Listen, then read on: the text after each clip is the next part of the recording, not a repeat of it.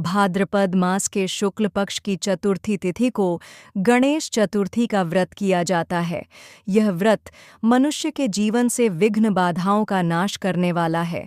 शास्त्रों में वर्णन है कि जो कोई भी इस व्रत को श्रद्धापूर्वक करता है वह सुख, शांति, बुद्धि और समृद्धि प्राप्त करता है।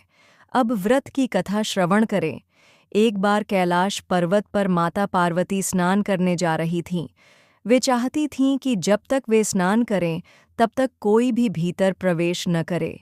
तब उन्होंने अपने शरीर से निकले उबटन से एक अत्यंत सुंदर, कांतिमान और पराक्रमी बालक की मूर्ति बनाई।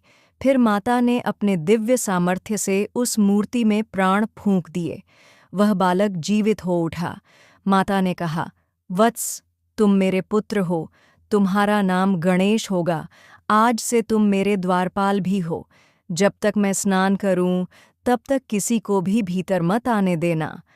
बालक ने माता का आदेश सिर झुकाकर स्वीकार किया और द्वार पर डटकर खड़ा हो गया। कुछ समय बाद भगवान शंकर वहां पधारे। वे अपनी पत्नी से मिलने भीतर जाना चाहते थे, लेकिन द्वार पर खड़े गणेश जी ने उन्हें रोक दिया और विनम्र स्वर में कहा, माता का आदेश है, जब तक वे स्नान कर रही हैं किसी को भी भीतर जाने की अनुमति नहीं है।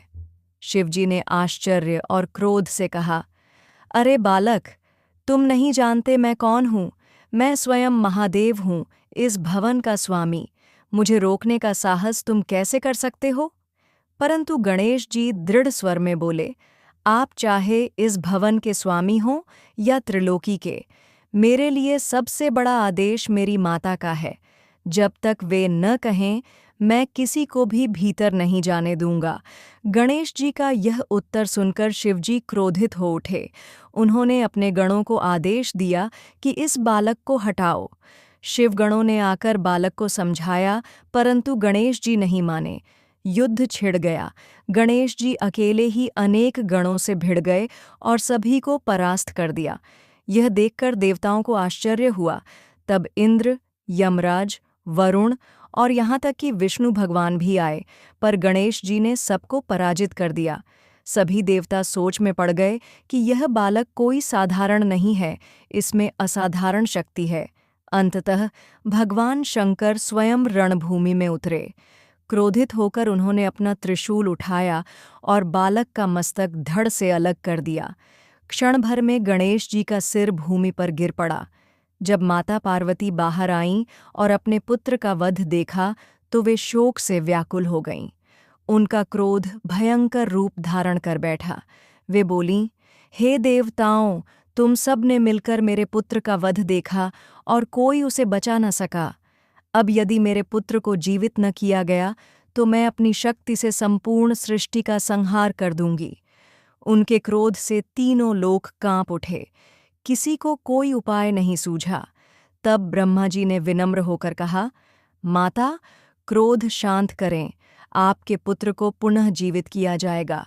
उपाय यह है कि उत्तर दिशा की ओर जो प्राणी सबसे पहले मिले उसका सिर लाकर इस बालक पर स्थापित करें।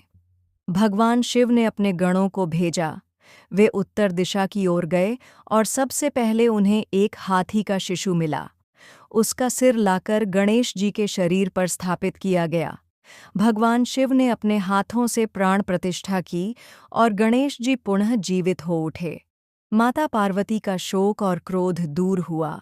उन्होंने अपने पुत्र को गले से लगा लिया। सभी देवताओं ने प्रसन्न होकर घोषणा की, आज से गणेश जी को देवताओं में प्रथम पूज्य स्थान प्राप्त होगा। किसी भी शुभ कार्य, यज्ञ, व्रत, विवाह या यात्रा का प्रारंभ गणेश पूजन से ही होगा। भगवान शिव ने भी आशीर्वाद दिया, मेरे पुत्र गणेश ही विघ्नहर्ता कहलाएंगे।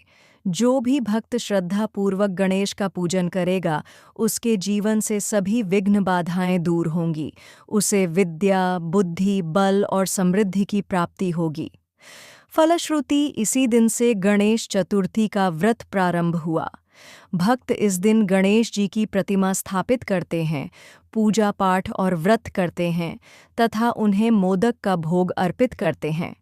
जो भक्त भाद्रपद शुक्ल चतुर्थी को श्रद्धा और भक्ति से गणेश चतुर्थी व्रत करता है, वह अपने जीवन के सभी कष्टों से मुक्त होकर सुख, समृद्धि और ऐश्वर्य प्राप्त करता है।